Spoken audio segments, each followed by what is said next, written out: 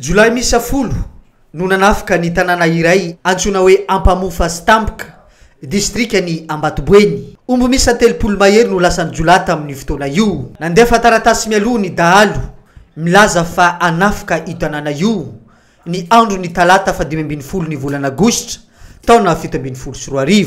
Vao mangiran-dratsy no niditra tamin'ny tanàna io ny dahalo ka nataon'izy ireo takalinaina ny lehiben'ny fokotany teny an-toerany asira matovadiny. Naratra mafy izy ireo ary efa navotsy ny Jolay tamin'ny fotoana io. Ny andro ny alarobia kosa niverina tamin'ny tanàna ray antsoina hoe Sardrano ireo Jolay ireo ary dahalo mesa 7 mahery mirongo baso sivy no nanafika io tanàna io.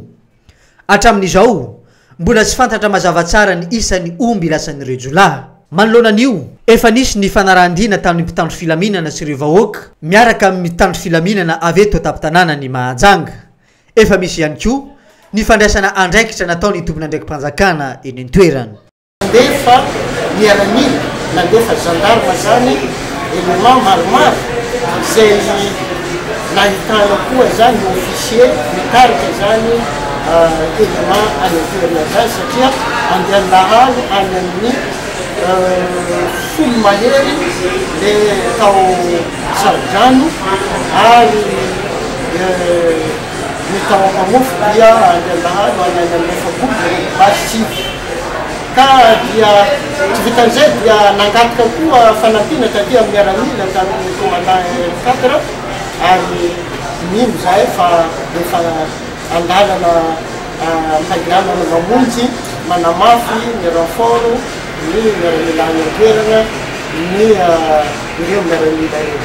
Dikan'izay zany tompon'andraikitra na ny faritra na ny any Ambatoboeny dia manoloana ireo zavatra mitranga dia tsy mitsahatra mandraindraiky ka dia oka zany ny vahoaka any an-toerana mba mitony fa dia efa mifalakana ny fanjakana sy ny tompon'andraikitra ty an-toerana ty raha ty fa tsisy mampanazy satria ny ireo gendarmeria sy ny miaramila dia handehandraikitra tsy handefitra ho azeny avanina amizay.